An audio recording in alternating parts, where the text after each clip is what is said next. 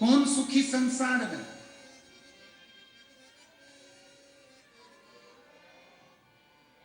धन का बिस्तर मिल जाए पर नींद को तरसे,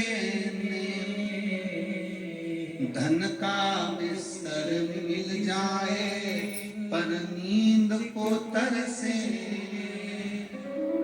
और कांटों पर भी सोकर आए, कांटों पर भी सोकर आए, किसी के मन को अरे कोई कारण होगा, अरे कोई कारण होगा। डनलप का गद्दा है, एसी का रूम है, रात्रि को पीने के लिए एक गिलास दूध आ गया, सब कुछ सुख है, खाने के लिए ड्राई फ्रूट्स आ गया, सारा सुख है आपके पास में, और मालूम पड़े रात्रि को सोने से पहले नींद की गोली खाना पड़ रही है। शिव तत्व कहता है, शंकर भगवान की कथा कहती है, दुनिया का सबसे सुखी व्यक्ति कौन सा है? तो शिव महापुराण की कथा कहती है, दुनिया का सबसे सुखी व्यक्ति वो है जिसके सोने वाले कमरे में, जिस कक्ष में वो सोता है, उस कक्ष में कोई टेबलेट नहीं, कोई दवाई नहीं, कोई विक्स नहीं, कोई बाम नहीं। समझ लेना, दुनिया का सबसे सुखी व्यक्ति जिसके सोने के कमरे में, विश्राम के कमरे में भी अगर दवाइयां रखी हुई है, सोने के कमरे में अगर टेबलेट रखी हुई है, सोने के कमरे में दवाइयां खाकर रात्रि को सोना पड़ रहा है, दवाइयां लेकर अपने रात्रि का विश्राम करना पड़ रहा है, तो समझ लेना कि दुनिया का आप सुखी व्यक्ति नहीं हो। प्रथम सुख, जम के बोलो, निरोगी काया। जरा जम के बोलो, प्रथम सुख निरोगी काया। सो रहे हो, बाजू में दवाई रखी है, सो रहे हो, बाजू में बिल्कुल गोलियां रखी हुई है, टेबलेट रखी हुई है, खाए बगैर नींद नहीं आती, पांव दुख रहा है उसकी टेबलेट खाली, सिर दुख रहा है उसकी टेबलेट खाली, पेट दुख रहा है उसकी टेबलेट खाली, जरा सी घबराहट हुई उसकी टेबलेट खाली, बीपी ऊंचा नीचा हो उसकी टेबलेट खाली, शुगर ऊंची नीची उसकी टेबलेट खाली। दुनिया का सबसे सुखी व्यक्ति वो है जिसके सोने वाले कमरे में कोई टेबलेट नहीं, कोई दवाई नहीं, कोई औषधि नहीं, वो दुनिया का सबसे सुखी व्यक्ति है। वरना कमा तो रहे हो, भरी जवानी है, 4-4 दुकानें चला रहे हो, भरी जवानी है, बहुत अच्छी नौकरी कर रहे हो, भरी जवानी है, खूब कमाया, 60-70 1 लाख 2 लाख 5 लाख रुपए महीना भी कमाया, और मालूम पड़े कि घर में कभी पत्नी बीमार पड़ रही, कभी बच्चे बीमार पड़ रहे, कभी माँ बीमार पड़ रही, कभी पिता बीमार पड़ रहा, और मालूम पड़े कमाया हुआ सारा धन बीमारी में लगता जा रहा है, तो विचार करना कि वो कमाई का क्या फल है। प्रथम सुख है निरोगी काया।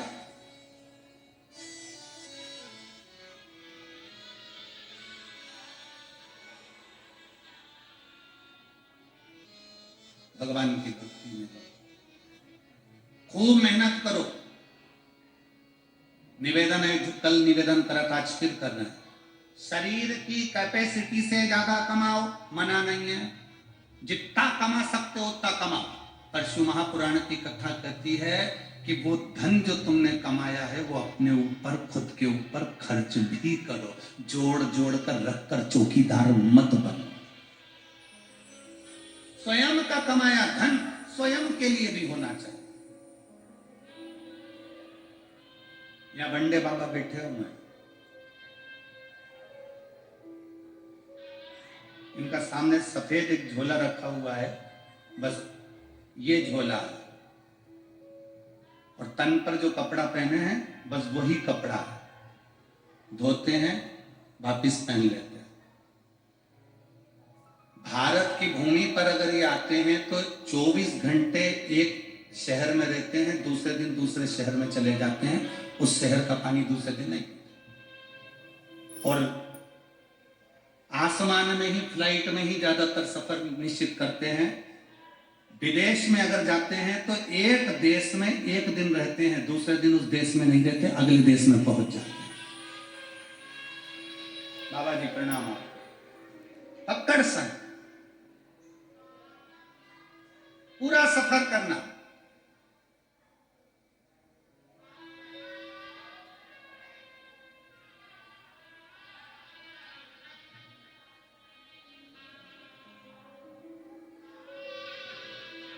अपनी शिव भक्ति में, अपनी मस्ती में, अपनी अलमस्ती अलमस्ती में जीवन जी रहे, अपनी अलमस्ती, अपने स्वयं के ऊपर हम खर्च नहीं कर रहे। बेटा तुम्हारा एप्पल का फोन रख रहा है, बेटा तुम्हारा खूब अच्छा लैपटॉप चला रहा है, और आप वही कीपैड लेकर 24 घंटे अपनी भक्ति में, अरे भाई मेरे को दुकान से फुर्सत नहीं, अरे भाई मेरे को इससे फुर्सत नहीं, अरे भाई मेरे को इससे फुर्सत नहीं। अलमस्त जिंदगी जियो, जितना कमाया अपने ऊपर कितना खर्च करा तुमने, मत तो किसी को नहीं देना पर अपने ऊपर तो खर्च करो। सुख की दो रोटी हम नहीं पा रहे। एक सेठ जी की दुकान पर एक भिखारी भीख मांगने के लिए आया, भिक्षाम दे। सेठ जी ने उसको भिक्षा दे दी, वो सामने बैठ गया भिखारी सेठ जी की दुकान के ठीक सामने, और उसने अपने पोटले में से खाने का सामान निकाला और खाना प्रारंभ किया।